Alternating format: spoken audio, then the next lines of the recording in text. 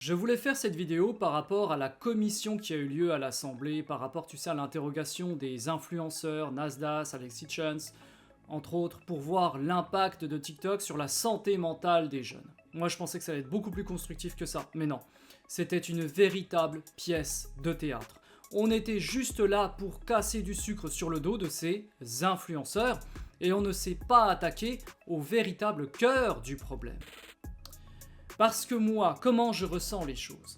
Ok, TikTok, c'est pas la plateforme la plus élaborée, c'est pas la plus constructive, c'est pas la plus intellectuelle.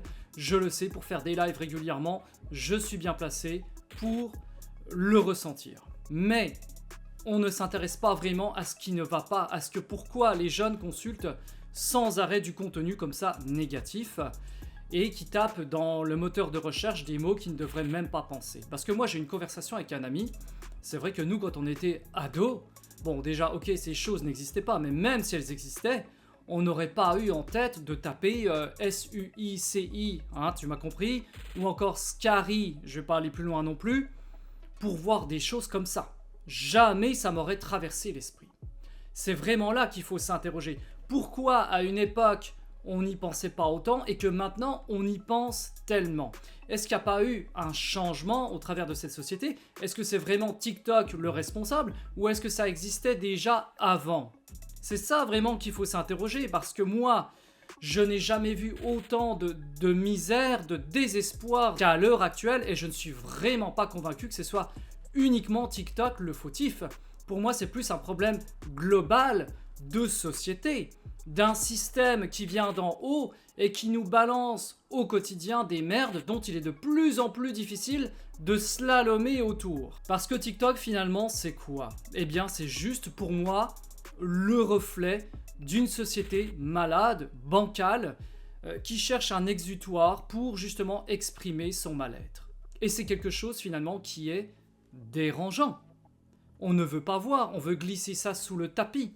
Mais s'il y a autant de contenu qui est pas bon pour les jeunes justement, et que ce contenu est beaucoup regardé, quelqu'un qui a une santé saine, un mental fort, il regardera pas ça. Moi je regarde pas ça.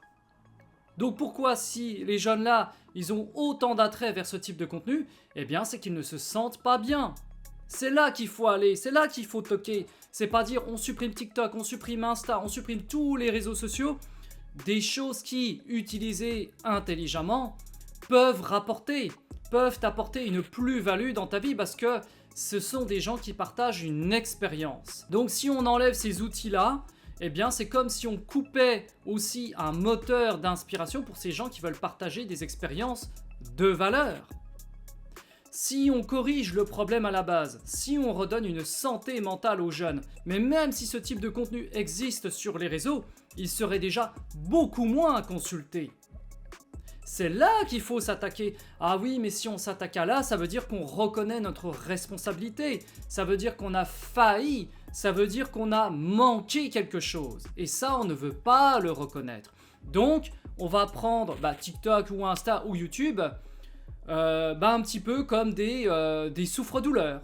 Hein, ça, c'est un peu comme le gosse dans la cour de récré. T'as le grand costaud, on va pas s'attaquer à lui parce qu'il fait peur, mais on va s'attaquer au freluquet d'1,20 m là, qui est tout chétif, parce que c'est plus facile et ça démontre notre force. Moi, c'est exactement ça ce que je ressens. C'est parce que ça demande beaucoup trop de travail, d'introspection, d'aller creuser tout ça.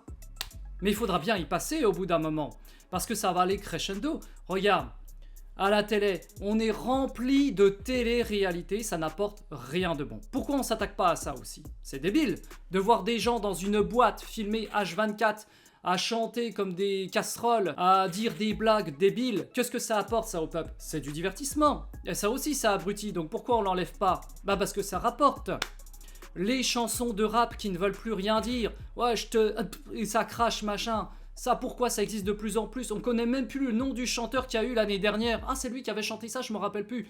Alors que moi, quand j'étais ado, plus enfant, on se souvenait du nom des chanteurs, on savait qui passait à la radio. Quand tu vois des gosses d'or avec des tablettes dans les mains à 3 ans, est-ce que c'est normal? Est-ce que là aussi, il n'y a pas un travail à faire?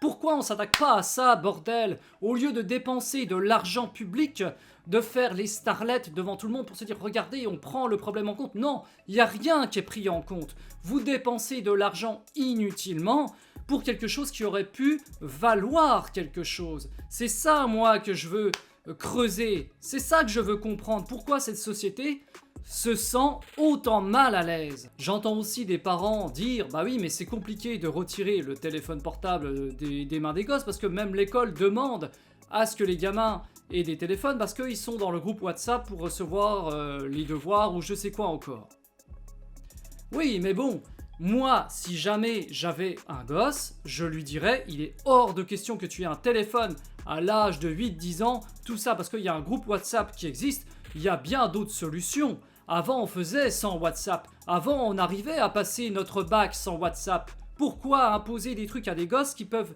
nuire à leur santé? Moi, mon téléphone portable, le premier que j'ai eu, c'était à l'âge de 16 ans. C'était à l'âge de rentrer en seconde.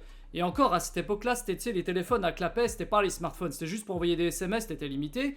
Et les appels, étaient limités. Bon, à la limite, donnez ça aux enfants. Si jamais les parents sont inquiets que leurs gosses ne rentrent pas à l'école, qu'ils veulent les appeler, donnez-leur des téléphones à clapet. Mais il est hors de question qu'ils aient accès à des applications.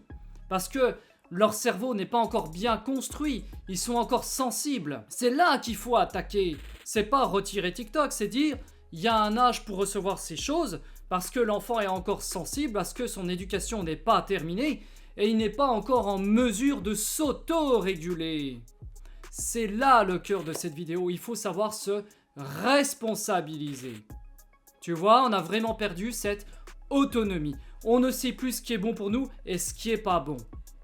Mais chaque choix que tu vas faire dans ta journée, dès ton réveil, dès que tu vas poser le pied sur le sol, si tu es là à regarder ton téléphone, à regarder du contenu débile, ta journée elle est morte.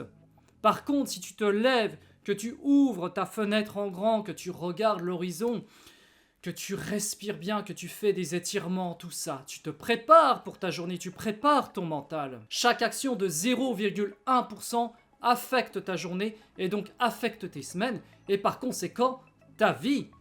C'est uniquement ça, il n'y a rien que cela. Et tu éviteras toutes les bombes sur ton passage, qu'elles viennent de ce système, qu'elles viennent de ton voisin, parce que tu te seras responsabilisé. C'est là le mot maître de cette vidéo, c'est que chacun récupère sa responsabilité et il faut arrêter d'incriminer des plateformes qui ne sont qu'un exutoire. Ce sont juste des places parce que cette société ne nous laisse que très peu l'occasion de nous exprimer. On supprime des chaînes à la télé, on en garde les principales, on a toujours le même discours et malheur à celui qui pense le contraire, on lui ferme sa bouche. C'est plutôt ça, moi, ce que je vois. C'est ça qui est arrangeant. On utilise un prétexte, hein, là c'est les jeunes avec la santé mentale, demain ce sera autre chose, un bon prétexte pour instaurer une mesure de suppression.